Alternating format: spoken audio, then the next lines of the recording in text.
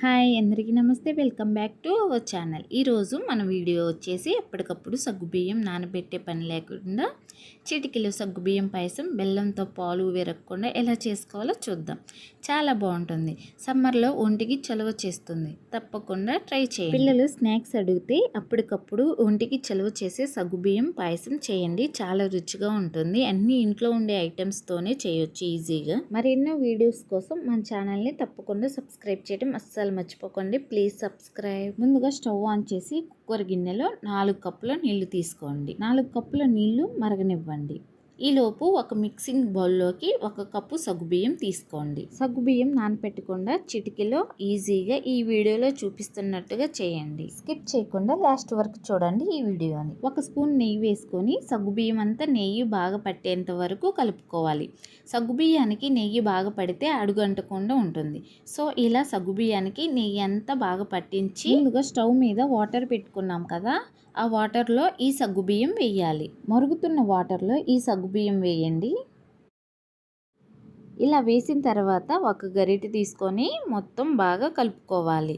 కుక్కర్లో వేస్తే అడుగంటిద్ది అని మీరు నానబెట్టి ట్రై చేస్తారు. అలా చేయకుండా ఇలా ఒక్కసారి ట్రై చేయండి. 3 విజిల్స్కే చక్కగా పర్ఫెక్ట్గా ఉడుకుతుంది. ఇలా కలుపుకున్న తర్వాత మూత పెట్టేసేయండి. కుక్కర్ విజిల్ పెట్టుకొని 3 విజిల్స్ రానివ్వండి.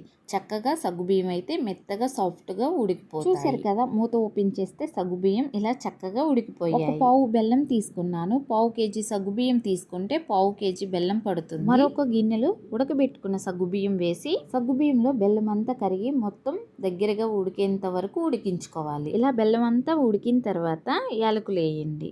కచ్చాపచ్చగా దంచినవి వేసుకొని మొత్తం బాగా కలిపేసి 2 చిటికెల దాకా సాల్ట్ వేసుకొని బాగా కలుపుకోండి. అప్పుడే స్వీట్ టేస్ట్ ఇంకా బాగుంటుంది. మేమైతే పాయసం చేసినా లేదా పొంగల్ చేసినా ఏం చేసినా సరే స్వీట్స్లో అందులో 2 చిటికెల దాకా సాల్ట్ కంపల్సరీగా వేసుకుంటాం. సాల్ట్ వేసుకోవడం వలన స్వీట్ మరీ చప్పగా కాకుండా టేస్ట్గా ఉంటుంది. చూసారు కదా, ఇలా బెల్లం అంతా సగ్గుబియ్యంలో అయితే కరిగిపోయింది. ఇంకా పక్కన పెట్టుకుందాం.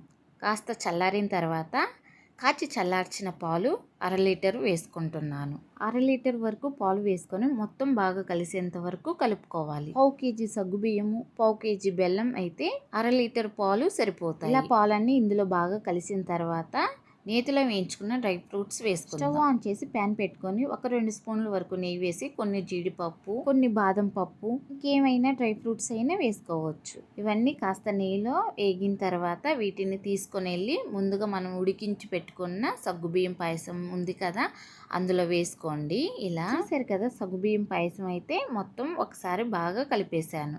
ఒంటికి చలువ చేసే ఈ సగ్గుబియ్యం పాయసం బెల్లంతో చేసినా సరే పాలు విరగకుండా ఎంత పర్ఫెక్ట్గా వచ్చిందో చూడండి. చల్లారినా సరే చిక్కపడదు. ఇలాంటి వీడియోస్ కోసం మన ఛానల్ని తప్పకుండా సబ్స్క్రైబ్ చేయడం అస్సలు మర్చిపోకండి. ఈ వీడియో నచ్చితే లైక్ చేసి షేర్ చేయండి.